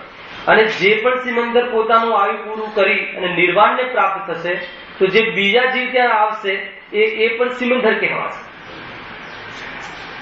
20 નામ એના એ જ રહેશે, જીવ બદલાતા રહેશે. ગજબની વાત છે. એ રીતે આ પદ્માવતીમાં એમાં પણ એમ છે. જે પદ્માવતી જે ધર્મેન્દ્ર આદિ જે થયા, એ જીવ તો અત્યારે નીકળીને બની શકે કે મોક્ષ પણ પધારી ગયા. પણ હવે જે પાછળ પદ્માવતી નામ ચાલશે, એ પદ્માવતીમાં બીજા જીવો આવ્યા રાખશે કુદેવાથી. આ પણ એક જાણવા જેવી જાણકારી છે. આમાં કોઈ આત્મદર્શનથી મહત્વ નથી, પરંતુ જે જીનાગમમાં જે છે જાણકારી પણ લેવી જોઈએ. તો જો હવે શું કહે છે? હવે મૂળ વાત કહે છે. 5 મેરુ એટલે ઢાઈ દ્વીપ સંબંધી વિદેહ ક્ષેત્રમાં 20 તીર્થંકર હાલ કેવળ જ્ઞાન સહિત બિરાજમાન છે, હે ને? ક્યાં? વિદેહ ક્ષેત્રમાં. પણ ક્યારે? હાલ વર્તમાનમાં પંચમ કાળમાં તીર્થંકરનો વિરહ છે. મેં ગુરુદેવ ઘણી વાર કહે કે હાલ અહીંયા ભગવાનના વિરહ પડ્યા છે, હે ને? ભગવાન અહીંયા છે નહીં, હે ને? મુનિરાજોનું તો આપણું એવું ભાગ્ય નથી કે દૂર દૂર સુધી દેખાતા નથી. ન હોય એમ ન કહ્યું, હોય તો આપણું એવું ભાગ્ય નથી કે મિલન થતું નથી. ગજબની જે ચર્ચા છે ને, ક્યારે પણ કોઈ દોષ ન લાગે કથનમાં. એવું ક્યારેય નથી બનવાનું કે જે, હે ને, પંચમકાલના એમાં કોઈ મુનિ નહીં હોય એવું ક્યાં લખ્યું છે? પરંતુ આપણા સંયોગમાં, અને બહુ મોટું છે, ભારત તો એક બિંદુ સમાન છે. ભરત ક્ષેત્ર, હે ને? એ તો બધા ક્ષેત્રની અપેક્ષા છે કે ત્યાં જે કેટલાક કમ 9 કરોડ છે, 3 કમ 9 કરોડ મુનિ નિયમથી રહેશે. ઘણી બધી આમાં જાણકારી પણ છે. અહીંયા તો શું કહે છે? અહીંયા અર્યંતની ચર્ચા ચાલે છે કે જે પંચ પરમેષ્ઠીમાં જે પ્રથમ પદ અર્યંત કહ્યું, એ અર્યંતમાં 24 તીર્થંકરોને યાદ કર્યા કે જે હાલ સિદ્ધાવસ્થામાં બિરાજમાન છે, પરંતુ આ ક્ષેત્રે જે અહીંયા થયા હતા એટલે વર્તમાન તીર્થંકર પણ એમને કહેવામાં આવે છે. પરંતુ કાલ અપેક્ષાએ ક્યારે પણ અર્યંતનો અભાવ થતો નથી. ઓછામાં ઓછા 20 તો રહે જ રહે, 20 તીર્થંકર હંમેશા રહે જ રહે. અને એક ક્ષેત્રમાં 2 તીર્થંકર સામસામે ન આવે, એટલે એટલા ક્ષેત્ર અલગ છે. તે ક્ષેત્રમાં પ્રધાન પદ પર એ અર્યંત પદે રહે છે. એ નિયમથી 20 તીર્થંકર રહે છે. જો 20 તીર્થંકર હાલ કેવળ જ્ઞાન સહિત વિરાજમાન છે, તેમને અમારા નમસ્કાર હો. એમને પણ અહીંયા નમસ્કાર કર્યા. જો કે પરમેષ્ઠી પદમાં તેમનું ગર્ભિતપણું છે. કેમ આમ કહ્યું કે અરિહંતોને નમસ્કાર હો એમ કહો તો સર્વ અરિહંતોને નમસ્કાર થઈ જાય છે, છતાં વિશેષ ભાવ આવે, વિશેષ સમય હોય આપણી પાસે, તો આ રીતે પણ નામ દઈને નમસ્કાર કરવાની પદ્ધતિ છે. જો કે પરમેષ્ઠી પદમાં તેમનું ગર્ભિતપણું છે, તો પણ વર્તમાન કાળમાં તેમને વિશેષ જાણી અહીં જુદા નમસ્કાર કર્યા છે. ખ્યાલ આવ્યો કે નહીં? 24 તીર્થંકરોને પણ નમસ્કાર કર્યા, એક ક્ષેત્ર અપેક્ષાએ અને કાલ અપેક્ષાએ જોઈએ તો વર્તમાનમાં સિમંદર આદિને નમસ્કાર કર્યા. એમને જુદા નમસ્કાર કર્યા. જુદા એટલે અરિહંતોને નમસ્કાર કર્યા કરો એમાં આવી જાય છે, છતાં પણ વિશેષ શુભ ભાવ ઉઠ્યો છે, તો એમાં 24 તીર્થંકરોને અલગથી નમસ્કાર કર્યા, જે અને 20 તીર્થંકરોને પણ અલગથી નમસ્કાર કર્યા. ગજબની વાત છે ભાઈ આ, કે જો ક્ષેત્ર અપેક્ષાએ તો 24 અને કાળ અપેક્ષાએ 20. હવે ઘણી વાર એવું થાય છે કે માની લો કે હવે જીન બીમને નમસ્કાર કરશે આના પછીના પેરેગ્રાફમાં, કાંઈ પણ બાકી નહીં રાખ, વાંચી લઈએ છે. જો વળી 3 લોકમાં જે અકૃત્રિમ જીનબિંબ વિરાજે છે, એને અકૃત્રિમ જીનબિંબ ક્યાં છે? શુદ્ધાત્મા અકૃત્રિમ જીનબિંબ છે. જીનબિંબ છે આ, શુદ્ધાત્મા તો અકૃત્રિમ છે. અને કૃત્રિમ જીનબિંબ ક્યારે પ્રગટ થાય છે? પર્યાયમાં પરમાત્મા બને એ કૃત્રિમ જીનબિંબ છે. અને અકૃત્રિમ જીનબિંબ કુદરતી અર્થાત તો ત્રણેય કાળે જે જીન પ્રમાણે રહે છે કોણ છે? શુદ્ધાત્મા. અધ્યાત્મ અપેક્ષા વ્યાખ્યા છે, પણ લોકમાં પણ અકૃત્રિમ જીનબિંબ કે જેની કોઈ મતલબ કે પંચકલ્યાણક આદિ વિધિ થતી નથી, અનાદિથી જે અનંતકાલ રહેવા વાળા જે અકૃત્રિમ જીનબિંબ છે, જીનબિંબ બિરાજે છે, તથા મધ્ય લોકમાં વિધિ પૂર્વક જે કૃત્રિમ જીનબિંબ બિરાજે છે. ગજબની વાત છે હે ને? જે નંદીશ્વર દીપ આદિ જે છે એ બધા કયા જીનબિંબ છે? કૃત્રિમ જીનબિંબ છે, હે ને? કે જેને કોઈ બનાવ્યા હોય એમ નથી. અને કૃત્રિમ જીનબિંબ કયા છે? કે જે મધ્ય લોકમાં આપણે જે હવે ગજપંથામાં કરીશું, અહીંયા પ્રતિષ્ઠા બોરીવલ્લીમાં થઈ, આ બધા કૃત્રિમ જીનબિંબ છે કે એ વિધિ પ્રમાણે બિરાજમાન છે. આ વિધિની બહુ મોટી કથા છે. વિધિ વગર પૂજ્ય નથી, સમજ્યું હે ને? અને જ્યાં સુધી વિધિ ન થાય સ્થાપના નિક્ષેપથી, એ તો પૂર્વમાં તો પથ્થર છે, અને એ પથ્થરમાં જયારે પ્રાણ પૂરવામાં આવે છે, સ્થાપના નિક્ષેપથી અર્યંતની જે સ્થાપના કરવામાં આવે છે, ત્યારે પૂજ્ય થઈ જાય છે. એ રીતે શુદ્ધાત્મા જેના પાસે હોય એ બધા પૂજ્ય નથી, પણ શુદ્ધાત્મા વિધિ પ્રમાણે પર્યાયમાં પ્રાપ્ત કરી લે એ પૂજ્ય છે. આમાં ઘણી વાતો આવે છે ભાઈ, સમજ્યું? વિધિ વગર માની લો કે આપણે લોકમાં પણ માની લો કે એન્ગેજમેન્ટ કરીએ, વિવાહ કરીએ, અને એન્ગેજમેન્ટ કર્યા પહેલા જે એની યોગ્યતા જોઈ હોય કે ભાઈ એની હાઈટ, બોડી, આ તે યોગ્યતા બરાબર કરી નક્કી કરી નીતિનભાઈ, છતાં પણ એની જે સુનિશ્ચિત વિધિ ન થાય ત્યાં સુધી એ પોતે પણ માનસિકતામાં સ્વીકાર કરી શકતા નથી, અને આપણે પણ માનસિકતામાં સ્વીકાર કરી શકતા નથી કે આ બંને હવે સહજોડી છે એમ. અને એના પહેલા એમ કે ભાઈ ચલો આપણે નક્કી છે, કામથી મોકલી આપજો ઘરે, એમ થાય છે? એમ થતું નથી. સુનિશ્ચિત વિધિ છે. લોકમાં પણ દરેક ક્રિયાની એક સુનિશ્ચિત વિધિ હોય છે, તેના પછી જ એ વસ્તુની સ્થાપના થાય. ત્યાં સુધી સમાજ કહો કે મા બાપમાં કહો કે પર્ટિક્યુલરલી તે પતિ પત્નીમાં પણ એવી જાતિની માનસિકતા પ્રિપેર થતી નથી કે અમે પતિ પત્ની છીએ. તે પ્રમાણે દરેક જે બી એ પ્રમાણે સમાજની વિધિ હોય પ્રમાણે, એ જ પ્રમાણે અહીંયા પણ જ્યાં વિધિ પહેલા એને જે પ્રતિમા લાવવામાં આવે છે એ પૂજ્ય નથી. એને ઘણી જગ્યાએ આપણે આ જોયું છે કે વિધિ પહેલા આપણા ઘરે મહેમાન તરીકે લઈ આવીએ છીએ અને પછી અષ્ટદ્રવ્યથી પૂજા કરે, તો બહુ દોષ આવે છે. એને માનો કે તમે પ્રતિમાનો ચડાવો લીધો હશે તો એના પહેલા આપણે ઘરે એમને લઈ આવીએ છીએ એને મહેમાન તરીકે, તો મહેમાન તરીકે પ્રતિષ્ઠા પહેલાની વાત છે. લઈ આવીએ છીએ, પછી આપણે ભક્તિ આદિ રાખીએ છીએ. દોષ નથી ભક્તિ આદિ કરવામાં, પણ એ પ્રતિમાની જે પૂજા કરી નાખીએ છીએ, પ્રતિમાને જે અષ્ટવિધિ ચડાવી દઈએ છીએ, અને આજ આમને જે આપણે ભગવાન જે બિરાજમાન છે એમની જે વિધિથી આપણે નમસ્કાર આદિ કરીએ છીએ, એ વિધિથી કરીએ છીએ તો બહુ મોટો દોષ છે. પૂજ્ય નથી એ પ્રતિમા. એને જોવા મળે છે એટલે આ દૂષણ બતાવવું ઘણી વખત ખ્યાલ નથી હોતો ભોળા જીવોને. અને પછી આપણને બી બોલાવે ને ત્યાં, પછી આપણે જોઈએ હવે એટલી બધી વ્યક્તિઓમાં ત્યાં કઈ રીતે કહેવું, જ્યાં આપણને કોઈ અવસર આવે તો કહી દઈએ કે ભાઈ આ યથાર્થ નથી. હે ને, ઘરમાં લાવવા લવાય, ઘરમાં એમને આપણે મહેમાન તરીકે લાવીએ, કોઈ વાંધો નથી, પરંતુ વિનય ન થાય. હે ને, આપણે ત્યાં અષ્ટવિધિ પૂજી નાખીએ તો એ સ્વરૂપ નથી. તો એ રીતે અહીંયા સમજવું. હા, જીન બિંબોની અહીંયા વાત આવી કે જીન બિંબ બહુ મહાન ચીજ છે. વાસ્તવમાં ત્યાં પણ એક જયારે મંદિરમાં આપણે આવીએ તો સૌપ્રથમ દેવશાસ્ત્ર ગુરુની પૂજા કરવી જોઈએ, નિયમ છે એવો. હે ને, દેવશાસ્ત્ર ગુરુની પૂજાનો સમય ન હોય તો અર્ઘ બોલવો જોઈએ. અર્ઘ પણ નાની પૂજા છે અને વિસ્તારથી અષ્ટદ્રવ્ય અર્ઘ બોલીને એ મોટી પૂજા છે. અર્ઘ પણ પૂજા છે, સમજો. અર્ઘ કઈ સૂત્ર નહીં સમજવું, અર્ઘ એક પૂજા છે, નાની પૂજા છે, સમજો. હવે દેવશાસ્ત્ર ગુરુની પૂજા સૌપ્રથમ ન હોય તો એનો આપણે અર્ઘ બોલવું જોઈએ. પછી જે મૂળ જે નાયક બિરાજમાન હોય એનો વિનય કરવાનો ભાવ આવવો જોઈએ, અર્થાત એમને અર્ઘ ચડાવવું જોઈએ, અર્થાત પૂજા કરવી જોઈએ. એના પછી 24 તીર્થંકર યા 20 તીર્થંકર. હવે ત્યાં પ્રશ્ન ખડો થાય કે પહેલા 20 તીર્થંકર કે પહેલા 24 તીર્થંકર, ખ્યાલ આવે કે નહીં? તો એમાં કોઈ પહેલા પછીમાં કોઈનો મહિમા ઘટી જાય એમ નથી. એ તો સામાન્ય આપણા ઘરે જે પહેલા પધાર્યા કે ભગવાન મહાવીર પધાર્યા છે મંદિરમાં, તો સૌ પ્રથમ એમના અર્ઘ ચડાવવાનો ભાવ આવ્યા વગર રહે નહીં. પછી 24 તીર્થંકર કે 20 તીર્થંકર. તો ક્ષેત્રની મુખ્યતા આવે તો 24 તીર્થંકર, કાળની મુખ્યતા આવે. અહીંયા થયા હતા પણ આ કાળે નથી, તો આ કાળે તો 20 તીર્થંકર છે.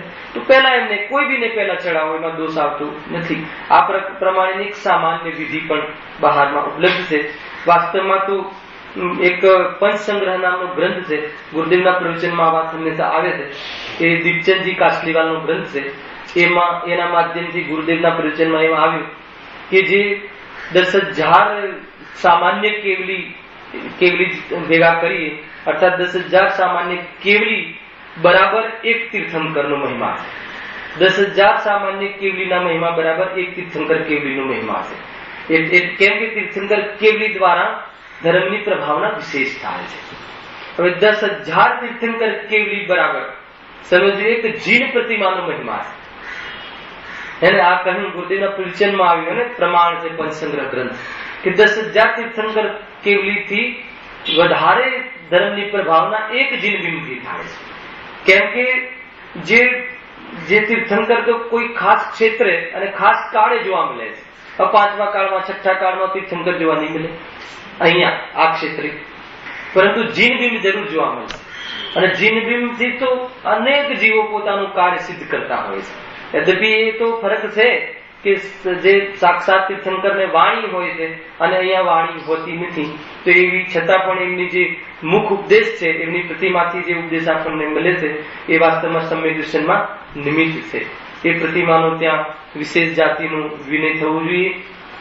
લાસ્ટ પીરિયડમાં પણ કદાચ કહ્યું અથવા મલાડમાં કહ્યું હશે કે જ્યાં ભગવાન 2-5 મિનિટ લઈ લેવું છે. કેમ કે આજે પાછું અંતિમ પ્રવચન છે ને દિવાળી પહેલાનું. નેક્સ્ટ 7 નવેમ્બર દિવાળી અને અષ્ટાનિકા પછી 7 નવેમ્બરે પ્રવચન પાછું સ્ટાર્ટ કરીશું. એ પ્રમાણે અહીંયા સૂચના છે. હા, યાત્રા આદિના કારણથી, બીજું કોઈ કારણ હોતું જ નથી. આપણે મલાડમાં હોઈએ અને ન આવીએ એમ બને જ નહીં. ખ્યાલ આવે કે નહીં? ભલે થોડીક બીમારી હોય, અસ્વસ્થ હોય તો પણ આવીએ, પરંતુ અહીંયા ન હોઈએ, યાત્રા આદિના વિશેષ પ્રવાસમાં હોઈએ અને અષ્ટાનિકામાં વિશેષ પ્રવચનનો કોઈ પ્રોગ્રામ હોવાના કારણે અહીંયા શનિવારે આપણે 7 નવેમ્બરથી સ્ટાર્ટ કરીશું. એ વાત એ હતી કે જે ભગવાન બિરાજમાન છે, જે પ્રતિમા બિરાજમાન છે, ત્યાં વિશેષ એમની ભક્તિ આદિનો ભાવ આવવો જોઈએ. ખરેખર શાસ્ત્રમાં તો એમ પણ લખ્યું છે કે ત્યાં સ્વાધ્યાય પણ ઉચિત નથી, પરંતુ એક જ ખંડ હોય તો એટલો મોટો અપરાધ પણ નથી. પણ ત્યાં જ્ઞાન મતલબ એમની ભક્તિ આદિ અને ધ્યાન માટે કોઈ જગ્યા બાધક નથી. આત્મામાં જવા માટે કોઈ જગ્યા બાધક નથી. પણ જ્યાં ભગવાન બિરાજમાન હોય ત્યાં તો ભક્તિનો ભાવ પડવો જોઈએ, ત્યાં અન્ય જીવોનું અભિવાદન ન કરવું જોઈએ. એને માની લો કે એકબીજાને જય જિનેન્દ્ર કહેવું એ તો વિનય છે, પરંતુ ભગવાનની સામે એકબીજાને જિનેન્દ્ર કહેવું એ એમની પ્રતિમાની અસાધના છે, ભગવાનની સાધના. ત્યાં અન્ય વ્યક્તિનું વિનય થવું ત્યાં યોગ્ય નથી. ત્યાં કોઈ વિશેષ વ્યક્તિ આવે, સમજી લેજો, આપણને ભણાવતો હોય તો એનો મહિમા આવી જાય અને બધા સમજવા લાગે એમની વાત, તો પણ યોગ્ય નથી. ત્યાં પણ અસાધનાનો દોષ લાગે. ઘણી વાર જોયું છે મેં મારી આંખેથી કે ભાઈ તમને જેમ માનો હું ભણાવતો હોય અહીંયા વિશેષ હું આવું એટલે તમે બધાની પીઠવાળી ભગવાનની મારી સામે બેસીને પછી તમે ચર્ચા કરવા લાગો, હું સમજાવવા લાગુ, તો એને ખબર નથી કે આ ભગવાન બિરાજમાન છે. અસાધનાનો દોષ લાગે. નાની નાની વાતો છે. આજે થોડુંક ચરણાની યુગની સામાન્ય વિશેષતાથી કથન છે, સમજવાની. મંદિર આદિ જ્યાં ભગવાન બિરાજમાન હોય ત્યાં લૌકિક મિટિંગો ના હોય, ત્યાં હિસાબ કિતાબની કારોબારી મિટિંગ ના હોય, સમજો, ત્યાં પ્રવૃત્તિ જ ના હોય. જે સ્વાધ્યાય આદિ માટે જે હોલ નિમણૂક કરી હોય ત્યાં વિવાહાદી કાર્ય માટે આપવામાં ન આવે. વિવાહાદી કાર્યના નિમિત્તથી થતા જે મતલબ હોલ છે ત્યાં જીનવાણી વાચનના પ્રોગ્રામ તો રાખી શકાય, પણ જીનવાણી વાચનના નિમિત્તથી જે સ્વાધ્યાય હોલ આદિની નિમણૂક કરી હોય ત્યાં મેરેજ આદિ કરવું અસાધનાનો દોષ લાગે. આ બધું છે 84 અસાધનાના દોષ વાંચજો, એમાં લખ્યું. ગજબની વાત છે ભાઈ.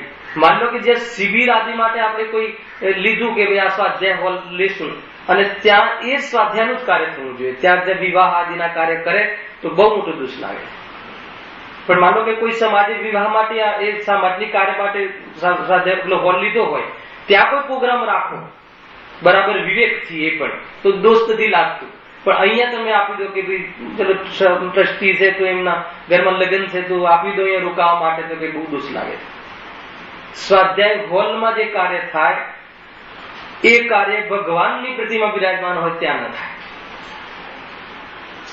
ખ્યાલ થોડો અહીંયા વ્યવહાર કમજોર પડે છે સ્વાધ્યાય હોલમાં, એટલે અલગ કરવાની પ્રથા આપણે ત્યાં ગુરુદેવના માધ્યમથી ચાલી, કેમ કે ત્યાં જરા પણ કમજોર વ્યવહાર ના ચાલે. અહીંયા જીનવાણી બિરાજમાન હોય ત્યાં વિદ્વાનોનું સન્માન ન થાય, અને જીનવાણી ન બિરાજમાન કરી અને પછી જ વિદ્વાનનું સન્માન થાય. ભગવાનની પ્રતિમા બિરાજમાન હોય ત્યાં વિદ્વાનોનું સન્માન ન થાય. ઘણી બધી વાતો છે ભાઈ. આ તો તમને સામાન્ય વાત નીકળી એટલે કહું છું, કે બની શકે કે આગળ પાછું યાદ ન આવે, તો એ રીતે સમજવું કે જે ધર્માયતનો છે એનો મહિમા વિશેષ આવવો જોઈએ. એના મહિમા જેને આવે છે આત્માના મહિમા વગર એનો મહિમા આવતો નથી. વિશેષ ખ્યાલ કરવો. કોઈ જીવને દુઃખ પહોંચાડવા વાત કરતા નથી. જો સ્વરૂપ ખ્યાલ નહીં હોય તો એ જીવને અનેક દોષો લાગ્યા કરશે. તો દોષના નિવારણ અર્થે આપણે અહીંયા વાત કરવામાં આવી છે, અન્ય કોઈ પ્રયોજન હોતું નથી. સહેજાનંદી